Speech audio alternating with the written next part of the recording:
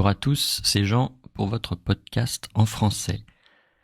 Alors aujourd'hui, un nouveau texte pour le DELF B2, la production orale, et un texte qui s'intitule « Salarié travaillant en France mais déclaré en Espagne ».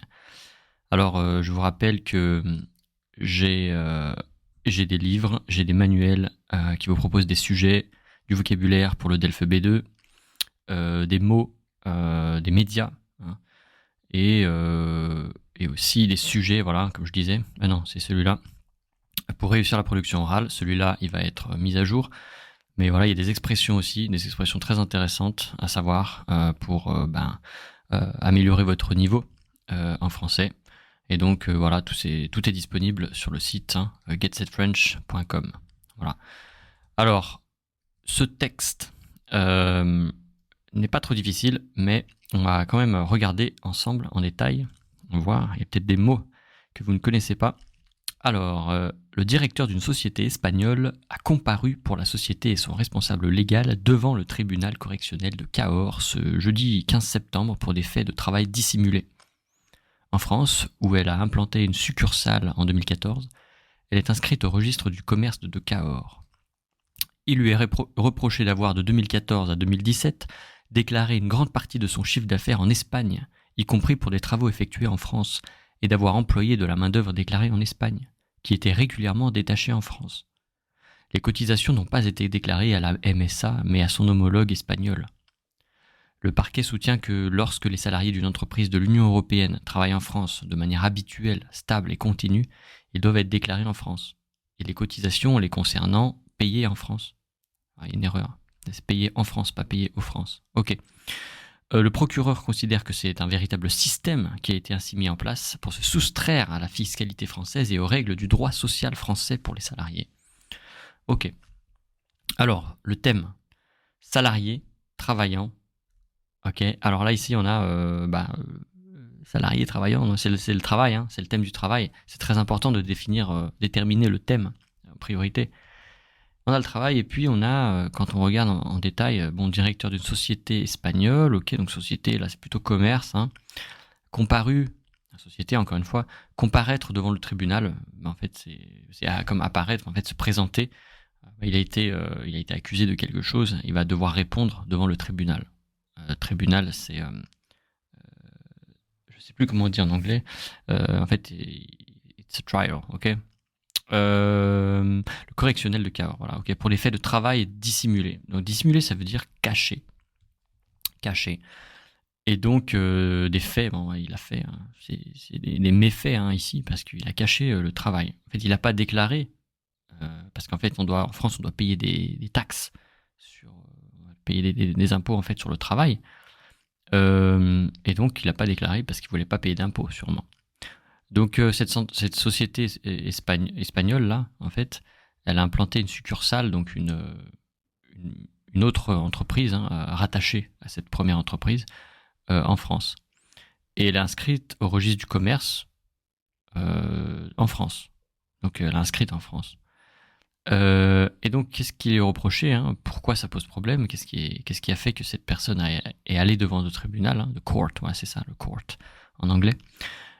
Parce qu'en fait, de 2014 à 2017, on reproche à cette entreprise d'avoir déclaré une grande partie de son chiffre d'affaires, donc les revenus de l'entreprise, enfin le chiffre d'affaires, ouais, en Espagne, alors déclaré en Espagne alors qu'elle est inscrite en France, en fait, y compris pour des travaux effectués en France, et d'avoir employé de la main-d'œuvre déclarée en Espagne. Donc la main-d'œuvre, c'est les salariés, en fait, ok, les salariés, mais qui était régulièrement détaché en France. Donc détaché, ça veut dire, en fait, habituellement, le travailleur, il travaille dans la localité, dans son entreprise, et puis parfois, il va faire des missions à l'extérieur pour le compte d'autres entreprises peut-être, ou dans d'autres lieux.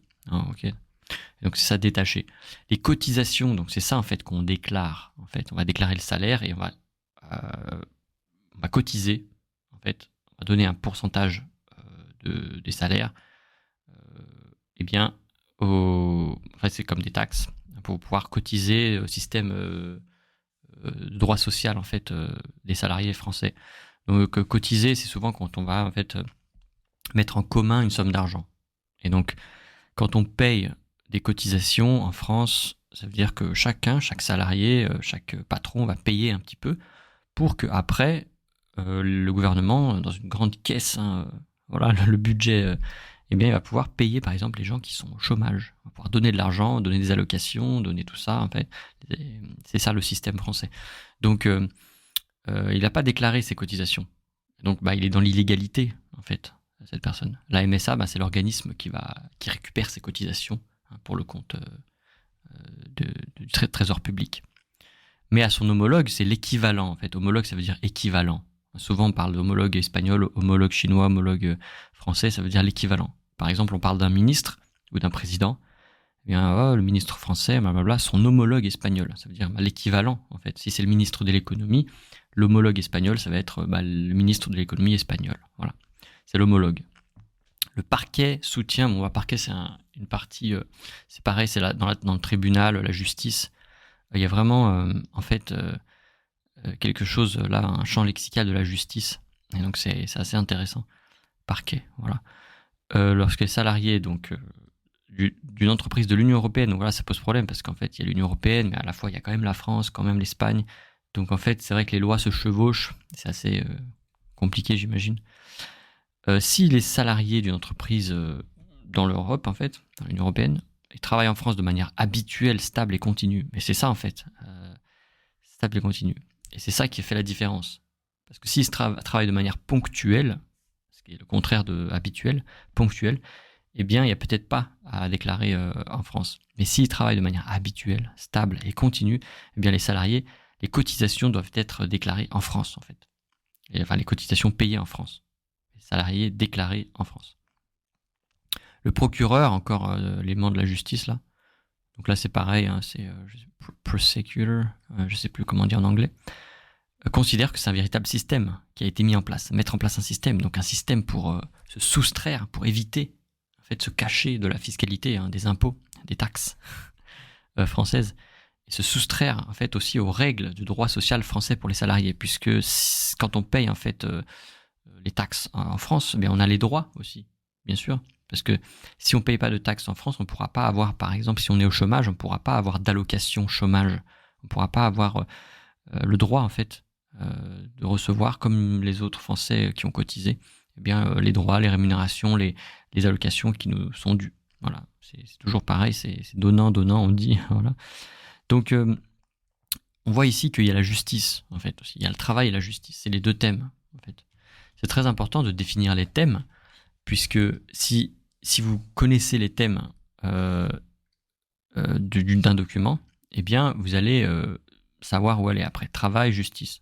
Ok. Et après, vous allez définir, quel travail, quelle justice. Effectivement, là, il y a la justice espagnole, la justice... Enfin, voilà, il y a le système français, le système espagnol. Il y a beaucoup d'aspects, en fait. Voilà, et quel travail? Est-ce que c'est un travail habituel, stable, continu? Est-ce que c'est ponctuel, détaché? Voilà, détaché, c'est régulièrement, ok. Et donc, c'est vrai que ça pose des problèmes. Voilà.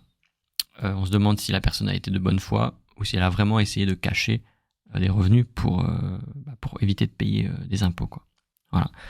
Donc, c'est assez intéressant. Ici, il y a du vocabulaire que j'ai mis toujours un petit peu différent, mais c'est comparaître devant. Voilà, ça va comparaître devant un tribunal. Ok, dissimuler. Alors, succursale, c'est une filiale d'une entreprise principale. Voilà. Ok. Voilà. Donc, si vous avez l'opportunité, vous pouvez télécharger ce document. Et puis, je vous rappelle encore, il y a ces manuels, toutes ces choses-là. Alors, bien sûr, il y a du vocabulaire, il y a des sujets du DELF B2, la production orale. Non, ça c'est B1, mais DELF B2 pour la production orale. Et puis aussi, il y a ces deux-là qui sont très très intéressants, moi je pense. Ils apportent beaucoup de valeur. C'est des expressions de l'actualité. Parce que souvent, les journalistes, les médias, ils utilisent des expressions qu'on n'utilise pas dans le quotidien, on n'utilise pas dans la famille, dans le quotidien, on les utilise pas. C'est seulement juste pour l'actualité, les journalistes.